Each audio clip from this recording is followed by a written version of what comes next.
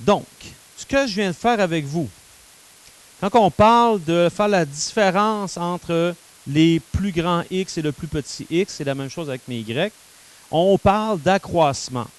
Hein? Accroissement, c'est un terme qui est utilisé pour dire, si tu veux faire l'accroissement des X, bien regardez ici, c'est en plein ce que vous avez fait, c'est-à-dire, vous avez soustrait le grand X du petit. De la même manière, pour avoir l'accroissement des Y, je soustrais mes Y.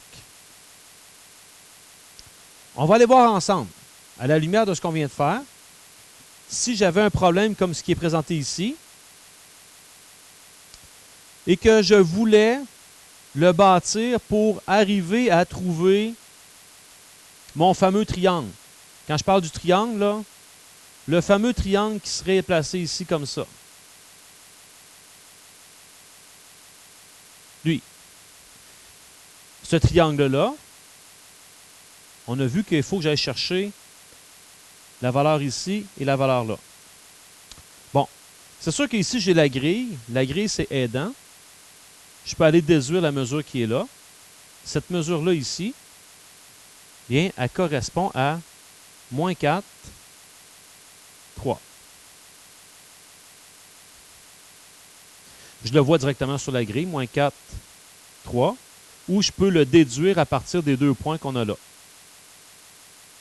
Je me déplace jusqu'à la hauteur de S, donc à moins 4, et je monte jusqu'à la hauteur de T, donc je monte jusqu'à la hauteur de 3. Pour avoir l'accroissement des X, on nomme ça delta X. On me dit qu'on doit prendre le grand moins le petit. Donc, dans ce cas ici, je prendrai 3 moins, pardon, je vais prendre les X. Donc, 2 moins 4.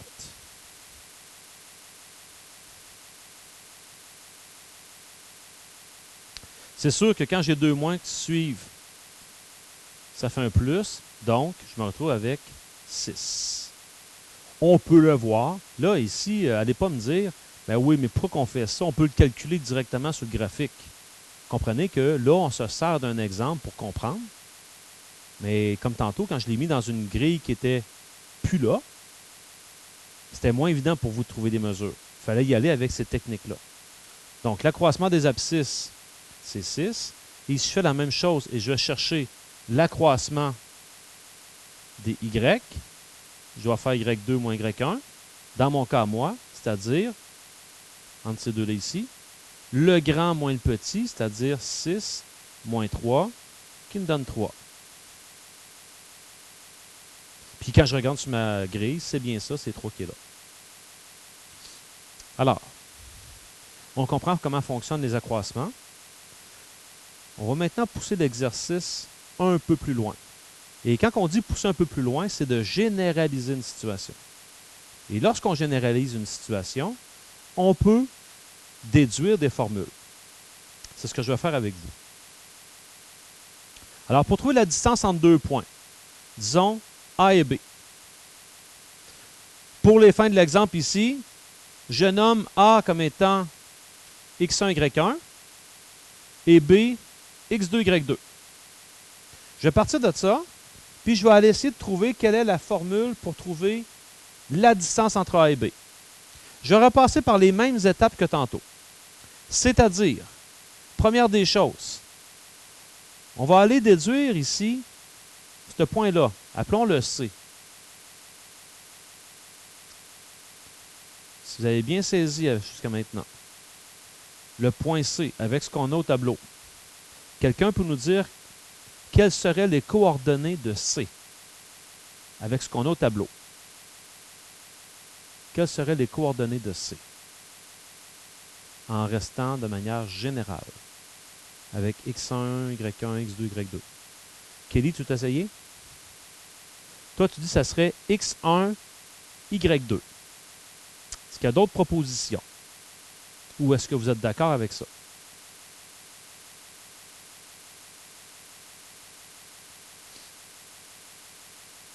Laurie, c'est une proposition?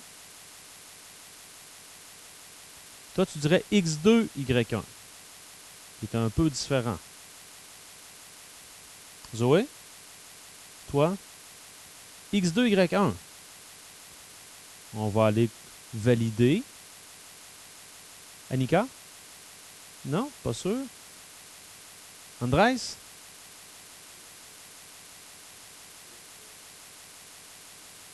Donc, x2, y1.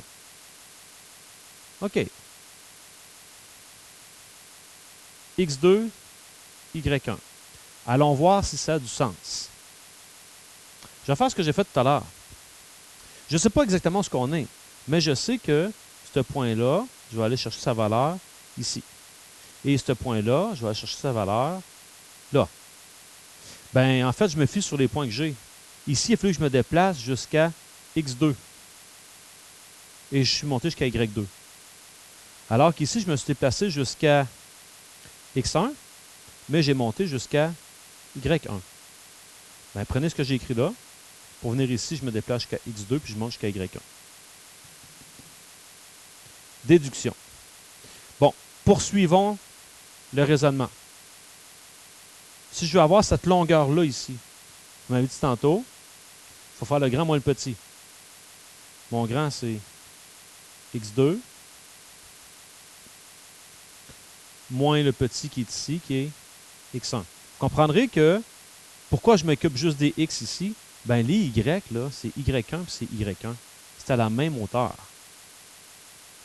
À la verticale, c'est la même affaire. x2, x2.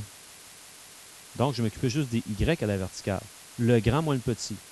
Le grand, c'est y2, moins le petit qui est y1. Puis, dans l'exemple tout à l'heure, vous m'avez dit, ben, pour solutionner ça, il faudrait faire Pythagore. Pythagore. Ben, Pythagore, dans cette formule-là, ça serait de dire AB au carré, c'est ce que j'ai marqué ici, est égal à AC au carré plus BC au carré. C'est ce que j'ai mis là. Si je remplace, ça fait la mesure de AB, c'est ce qu'on cherche, au carré, égale AC. AC, là, c'est x2 moins x1 au carré. Puis BC, on a trouvé la mesure, c'est y2 moins y1 au carré. Mélanie?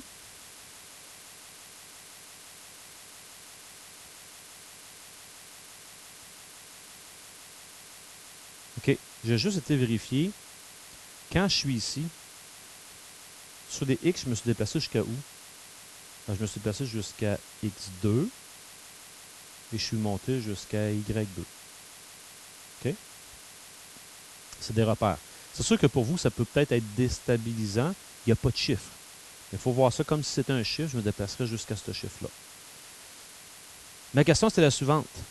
Avec Pythagore, là, si je veux la mesure de AB alors qu'elle est au carré, on fait quoi d'habitude?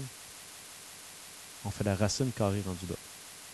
Donc, je pourrais dire que ça, c'est égal à la racine carrée de x2 moins x1 au carré plus y2 moins y1 au carré. Puis, on a notre formule. C'est la formule qui existe. Elle est universelle, cette formule-là, pour trouver la distance entre deux points. Donc, c'est ce qu'on va aller écrire ici dans le bas. Alors, pour calculer la distance entre deux points, on peut l'écrire comme ça. Distance AB égale racine carrée de, ne trompez-vous pas dans les symboles, c'est x2 moins x1 au carré plus y2 moins y1 au carré. Le x2 et x1 ici, ce ne sont pas des exposants, mais bien et bien des indices. C'est juste pour les identifier. Le premier et le deuxième.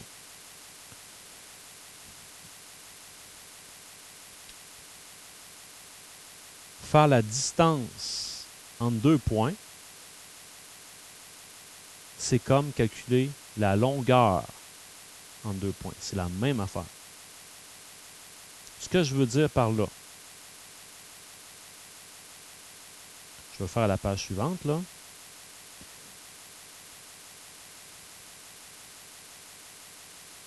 vous n'êtes pas sans savoir que quand vous allez, par exemple, sur Google Maps, la carte que vous voyez, là,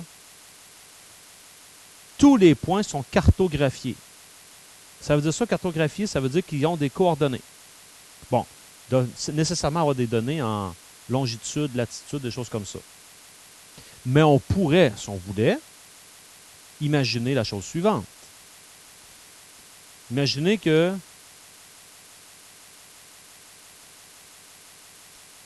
il y a des lacs et que on va placer un plan cartésien par-dessus notre carte. Là, écrivez pas ça, là. Puis un plan cartésien transparent.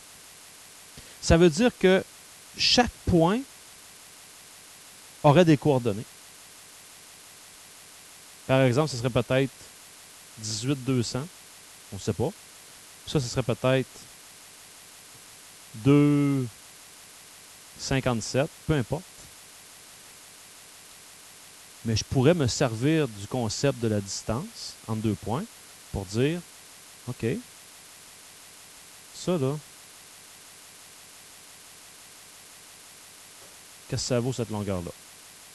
Puis un coup, je l'aurais trouvé, ben, je pourrais dire que c'est la longueur du lac. Je peux m'en servir comme ça. Donc, le concept de distance, je peux m'en servir dans ce principe-là. Alors, un exemple de calcul.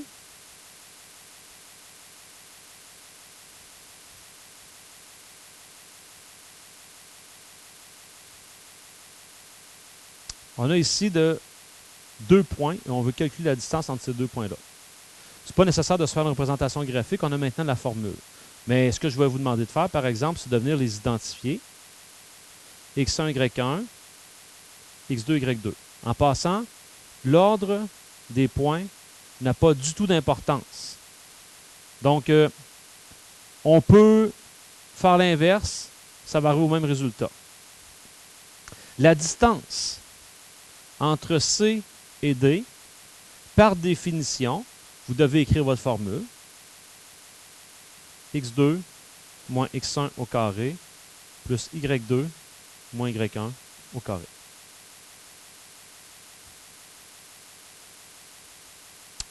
Tout ce que vous avez à faire, c'est de remplacer. Mais on sait que ce qu'il y a derrière ça, c'est si je faisais tout le triangle, Pythagore, puis la patente.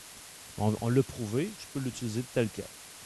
Donc ici, X2, ça fait 1 moins 8 au carré plus 10 moins 7 au carré. Donc, je me retrouve avec moins 7 au carré plus 3 au carré. L'utilisation convenable de votre calculatrice est importante parce que dans ce cas ici, j'ai moins 7 au carré, mais on sait qu'un négatif au carré, ça fait quand même du positif. Donc, je peux le voir comme étant 7 au carré. Ça fait 49. Plus 9. Donc, la réponse, c'est la racine de 58. Racine de 58 qui donne 7,62.